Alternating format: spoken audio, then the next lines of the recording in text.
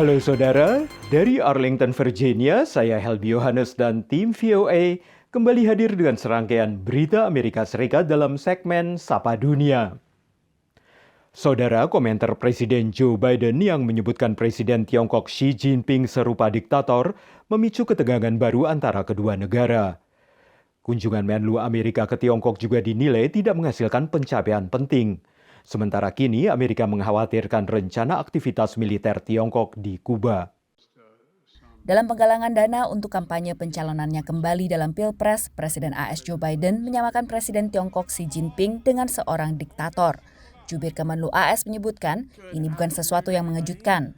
We won't hesitate to call out areas where we disagree or to be blunt and forthright about some of these differences. And of course, one of those areas that the President and the Secretary have been clear about is the differences between democracies and autocracies. Yang direspons dengan kecaman dari Beijing. 美方有关言论极其荒谬，极不负责，严重违背基本事实，严重违背外交礼仪，严重侵犯中方政治尊严。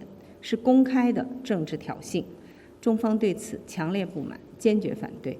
Pasca lawatan ke Beijing, Blinken mengonfirmasi laporan harian Wall Street Journal terkait dialog antara Tiongkok dan Kuba untuk membangun fasilitas latihan militer Tiongkok di Kuba yang berbatasan dengan AS. Yes, I made very clear that we would have deep concerns about PRC intelligence or military activities in Cuba. This is something we're going to be monitoring very, very closely, and we've been very clear about that. And we will protect our homeland. We will protect our interests.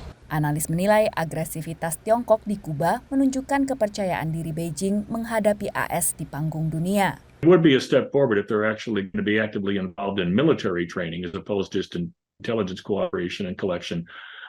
But that too, I would see as potentially, it might be a Chinese response to reports that the U.S. had upgraded its military training program in Taiwan. Tak ada pencapaian berarti dari kunjungan Blinken ke Beijing, meski kedua negara setuju untuk melakukan dialog tingkat tinggi dalam beberapa bulan ke depan guna mendorong normalisasi hubungan.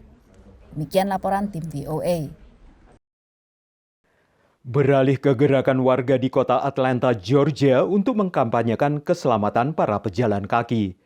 Pasalnya, di sejumlah kota di Amerika, fasilitas penyeberangan orang dan trotoar yang aman masih minim. Dan hal ini mengakibatkan jumlah pejalan kaki yang meninggal akibat tertabrak mobil semakin meningkat. Di bagian barat daya kota Atlanta, negara bagian Georgia, Waukesha menunjukkan perubahan yang terjadi setelah ia mengkampanyekan keselamatan pejalan kaki. I was like, there's no way I'm walking and could possibly get hurt because I'm the butter of my family. Like I'm that person. There's no way I'm putting my life in danger, my children's life in danger. I got to do something now, like right now. Jumlah pejalan kaki di seluruh Amerika Serikat yang meninggal dunia akibat tertabrak mobil pada 2022 meningkat 13% dibandingkan tahun sebelumnya. Menurut pantauan Badan Pemantau Keselamatan Jalan Raya Nasional AS. Ini bukan sekedar angka statistik, terutama bagi mereka yang kehilangan keluarga atau teman mereka.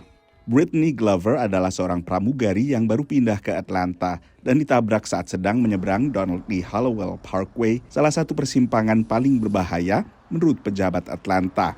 And you have to ask yourself, if it was my family, what would I want? Because it's me today. Tonight, not tomorrow, tonight, this next half hour, it might be you. That's how many pedestrian deaths that we have. Gerakan pro perlindungan terhadap pejalan kaki secara umum menguat di Atlanta dan banyak kota di AS. There is unmet demand for biking and walking in communities. Everywhere we went, more people want to bike, more people want to walk, but they can't. Banyak warga, terutama yang harus banyak berjalan kaki atau bersepeda, menilai penataan kota umumnya lebih ditujukan pada pemilik mobil, tanpa mempertimbangkan keselamatan pejalan kaki. Demikian laporan tim VOA. Kini kita tengok kelompok gamelan Sekar Jaya asal San Francisco yang menampilkan Gamelan in the Garden untuk mereplika suasana Bali di mana gamelan sering dipentaskan di ruang luar. Kelompok gamelan yang kebanyakan anggotanya adalah warga Amerika ini tampil di San Francisco Botanical Garden dan menampilkan 5 jenis gamelan Bali di hadapan para pengunjung. Pementasan gamelan in the Garden ala gamelan Skarjaya di San Francisco Botanical Garden mengingatkan David Sirgeni akan kunjungannya ke Bali lebih dari 3 dekade yang lalu.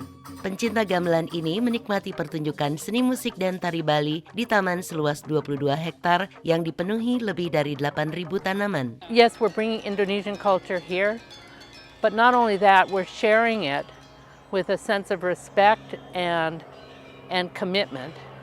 And that it becomes a part of California's culture too. 50 musisi dan penari yang berlatih selama 10 bulan menampilkan 5 jenis gamelan. Gamelan jegog, gendar wayang, angklung, rindik, dan gong kebiar. Koneksi dengan Bali pun dipertahankan. Gamelan gender wayang misalnya memainkan komposisi musik baru karya Ninyoman Sraya Murtikanti di bawah rindangnya pohon beringin. Tantangan untuk kita bagaimana kita merespon tidak hanya audiens tapi kita juga musisi penari juga merespon tempat, itu yang paling penting saya pikir di sini. Gamelan manakah yang jadi favorit?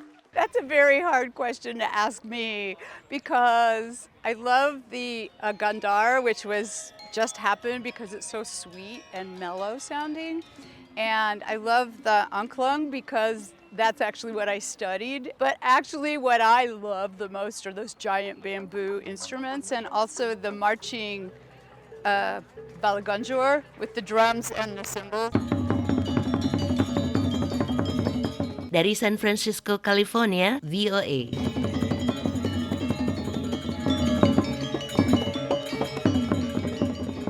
Saudara, kami akan kembali dengan Sapa Dunia Senin depan. Terima kasih atas perhatian Anda. Dari Arlington, Virginia, saya Helby Yohanes dan tim VOA.